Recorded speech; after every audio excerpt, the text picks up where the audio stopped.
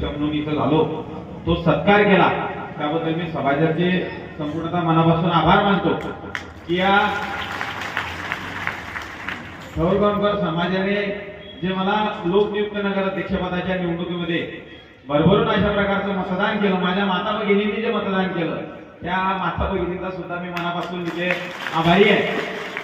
ज्येष्ठ नागरिकांचा सुद्धा आभारी आहे की मी निवडणुकीची सभा जी आहे ती प्रचार सभा पण इथूनच घेतली होती आणि इथून मी नागरिकांना इथे विनंती केली होती किंवा मी लोकनियुक्त नगराध्यक्षपदाचा उमेदवार आहे, मला तुम्ही मतदान करा. आणि ज्या वरणगाव शहरातल्या सुज्ञ नागरिकांनी जे मला इथे मतदान केलं की मतदान कसं झालं काय झालं, फुकटाचा नगराध्यक्ष झालोय मी, हे कृपा अडचणी आहे. आणि हे माझं भाग्य आहे की या आदर्श वरणगाव म्हणून या महाराष्ट्रामध्ये या हिंदुस्थानामध्ये वरणगावची नोंद इथे झालेली आहे की एक आदर्श वरणगाव म्हणून जे आहे या वरणगाव शहरातल्या 6,500 नागरिकांनी माझ्याकडनं कोणत्याही प्रकारची अपेक्षा न धरताना जे मला मतदान केलं त्याबद्दल मी या संपूर्ण वरणगावकरांच्या मनापासून इथे आभार मानतो की काय नाही सर्व जाती धर्मानं 18 पगड जातीला संपूर्ण कोणा फक्त पाहिलं की या गावाचा विकास कोणी केलाय आणि कोण करू शकते, हे जे तुम्ही मला भरभरून अशा प्रकारचं इथे प्रतिसाद प्रेम जे दिलं हे कधीही मी फेडू शकणार नाही. आणि या इच्छादादा आपल्याला जास्त न बोलताना सत्कार जर म्हटला तर इथं ओझं राहते पण ते ओझं आपल्याला मिटवायचं आहे. येणाऱ्या काळात नक्कीच आमचे सन्माननीय 21चे 21 नगरसेवक जे आहे आमच्या अरुणाताई सुद्धा आमच्या बरोबर आहे, काय टेन्शन. त्याकरता सर्व नगरसेवकांना बरोबर घेऊन आपण या गावाचा विकास आपल्याला करायचा आहे. नक्की ते वरणगाव जे आहे ते वरणगाव हे महाराष्ट्रात आपल्याला विकासाच्या बाबतीत क्रमांक 1 चं शहर करायचं आहे. यासाठी नगरसेवकांची साथ महत्वाची आहे. झालं गेलं आता इलेक्शन झालं संपला विषय, त्याकरता आता आपण एक नव्यानं सर्वांना बरोबर घेऊन नक्की ज्या वरणगाव शहराचा विकास त्या इच्छामध्ये करणार आहोत त्या इच्छामध्ये तुमचं सुद्धा योगदान महत्वाचं आहे. कारण की नगराध्यक्ष मला तुम्ही बनवलाय, त्याकरता मेरा कुछ भी फैसला जनता के अदालत में होने वाला है. काय झालं ते तुमच्या समोरच्या माध्यमाने येणार आहे. त्याकरता जे काही असेल नगरपालिकेचं ते तुमच्या समोर मी प्रत्येक मांडण्याचा प्रयत्न तिथे करणार आहे. आणि मी ठरवलाय की आता या काळामध्ये आपल्याला जो कार्यकाळ याच्यात मिळालेला या वरणगावकरांनी दिलाय, भरपूर अशा प्रकारचा मतदान इथे दिलाय, तिच्यामध्ये आपल्याला एक क्वालिटीचे काम या वरणगाव शहरामध्ये काका झाल्याशिवाय राहणार नाही. मला वाटतं कमलाकर काकांनी मला निवडणुकीच्या 8 दिवस पहिलेच शुभेच्छा दिल्या होत्या की तू या गावाचा नगराध्यक्ष होशील आणि तिथे झालो. त्याकरता काकांना आणि सर्व माता भगिनींना मी इथे आश्वस्त करणार आहे की येणाऱ्या जे नगरपालिकेच्या माध्यमातून जे कामं जे आहे ते कामं हे दर्जेदार आणि गुणवत्तापूर्वक कामाच्या माध्यमातून होतील आणि एक आदर्श वरणगाव या महाराष्ट्रामध्ये कसं गणलं जाईल यासाठी मी कोशिशीनं त्या माध्यमातून पूर्ण प्रयत्न तिच्यावर करणार आहे.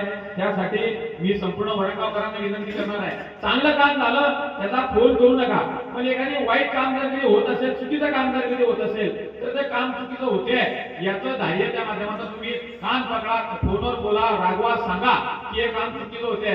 त्याकरता ते काम आपल्याला बरोबर करायचं आहे. त्याकरता आपल्याला सर्वांना हे जे करायचं आहे हा काळा सर्वांना बरोबर घेऊन चालायचं आहे. आपल्याला वरणगाव हे शहर या मी पहिले सांगितले की महाराष्ट्रात क्रमांक 1 चं शहर करायचं आहे. मग फुलगाव पाटाच्या साईबाबा मंदिराचा जो आपला स्वप्नपूर्तीचा रस्ता आहे, डिवायडर लाईटाचा रस्ता असेल, तिरंगा सर्कल ते भोगावतीपर्यंतचा रस्ता असेल, अशा सर्व जे कामं जे आहे हे कामं जे आपल्याला करायचे जे 18 दिवसानंतर येणारा पाणी होते ते आपण 3 ते 4 दिवसानंतर इथे आणलाय, तेच पाणी आपल्याला 24 तास त्या माध्यमातून द्यायचं आहे.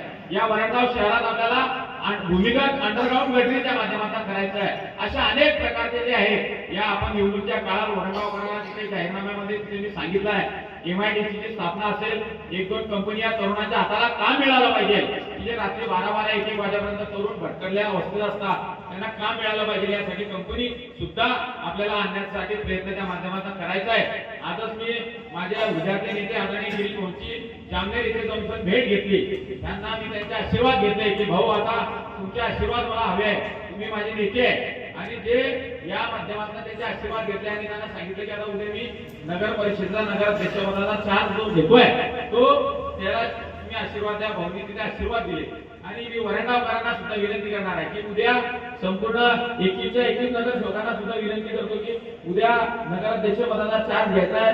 त्या बोलायचं या कामात आपण बोलूया. याच्यामध्ये आपण जे आहे सर्वांना मी थोरगावकर समाजाच्या एकूण एक कार्यकर्त्यांचे मी मनापासून आभार मानणार आहे की करताना कोणतीही कसूर न करता जोरदार टाळ्यांचा तुम्ही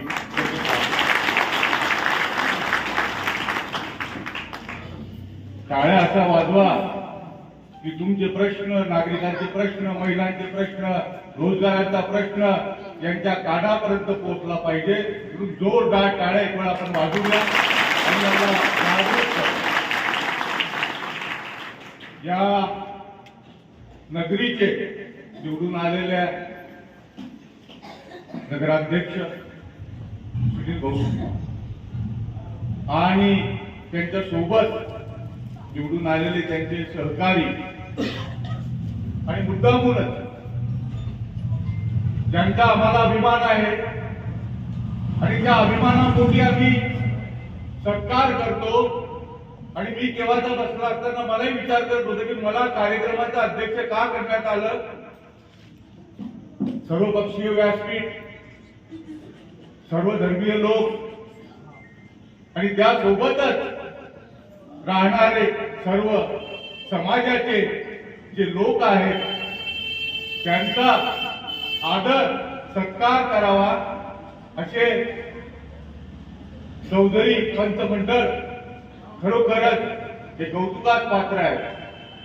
मित्र हो, आणि वरणगावच्या नगराध्यक्ष आणि नगरसेवक आणि यावलच्या नगरसेवकांनाही ही जाणीव करून देण्याकरता वरणगावामध्ये चौधरी वाड्यात घंटा वाजवली आणि तुमचा सत्कार केला. याच्याकरता की या समाजाचे काय प्रश्न आहेत, या समाजाच्या प्रश्नासोबतच या माझा समाज त्याचा मी अभिमान बाळगतो. भगवान समाज असो किंवा सकल लेवा पाटीलदार समाज असो त्याचा मी अभिमान बाळगतो. त्या समाजाचे आज काय प्रश्न आहेत, आमची शेती असो किंवा पर्यावरणाचा प्रश्न असो किंवा या भागातील भोगावती नदीचा प्रश्न असो, त्याची काय परिस्थिती आहे ही या लोकप्रतिनिधी समोर मांडावी. आणि तुमचं दुःख, तुमचं काय दुःख आहे, येणाऱ्या पिढीला काय देणार आहे तुम्ही,